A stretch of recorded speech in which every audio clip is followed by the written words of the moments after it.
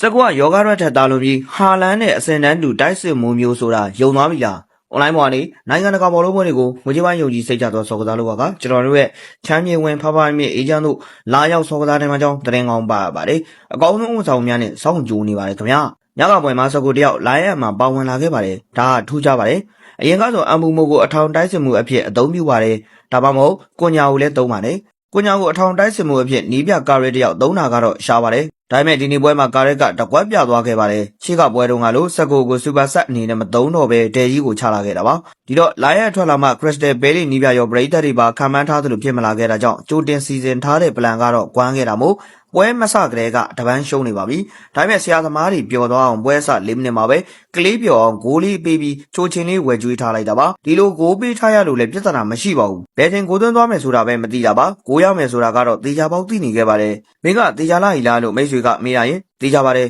ကျွန်တော်တို့တိုက်စင်မှုကယောဂရက်မဟုတ်ပါဘူးနှစ်ပွဲလောက်ကိုသွန်းလိုက်နောက်ပျောက်သွားလိုက်မဟုတ်ပါဘူးအသက်24နှစ်သားရှိသေးတဲ့လူငယ်ကျင်းဝင်ကစားသမားလေးပါသူ့ကိုယောဂရက်ရဲ့အစင်တန်းနဲ့မနိုင်ရှင်ပါနဲ့သူကမန်စီးတီးအသင်းတိုက်စင်မှုအာလင်းဟာလန်နဲ့တူညီတဲ့အစင်တန်းတစ်ခုစီကိုရောက်ရှိနေခဲ့ပါပြီဒီစကားကိုမယုံရင်ဥပမာဖြစ်သက်သေတစ်ခုပြပါမယ်ဟာလန်ဟာမန်စီးတီးအသင်းအတွက်သူ့ရဲ့သွင်းကိုကြောင့်ရှောက်ပွေပေးခဲ့တဲ့ပရီးမီးယားလိရမှတ်ပေါင်း59မှတ်ထဲမှာ22မှတ်တီတီဟာလန်တယောက်မန်စီးတီးအသင်းကိုရှောက်ပွေပေးထားနိုင်ခဲ့ပါတယ်ဒီလိုပါပဲစကိုတယောက်ကလည်းမန်ချက်စတာယူနိုက်တက်ရရှိနေတဲ့ရမှတ်စုစုပေါင်း52မှတ်မှာမင်းညာအချိန်ပိုင်းကစားခဲ့တဲ့ပွဲရမှတ်အပါဝင်ဆိုရင်ဖြင့်18မှတ်တိတိရှိသွားခဲ့ပြီလည်းဖြစ်ပါတယ်။ဒါကြောင့်စကိုဟာလန်နဲ့အစင်တန်း level 2အနေထားမှာရှိနေပါတယ်။ဘာမဟုတ်ပဲဒီဂလန်ရိုက်တို့အုပ်စုကြောင့်စိတ်နှကပ်အယောင်ကြောင့်ပါးပြောင်နေတဲ့ယောဂရက်လိုကစားသမားမျိုးနဲ့မနိုင်ရှင်ပါနဲ့။စကိုနဲ့ယောဂရက်အစင်တန်းမတူပါဘူး။စကိုတိတ်ခါကြပါတယ်လို့ပဲပြောချင်ပါတယ်။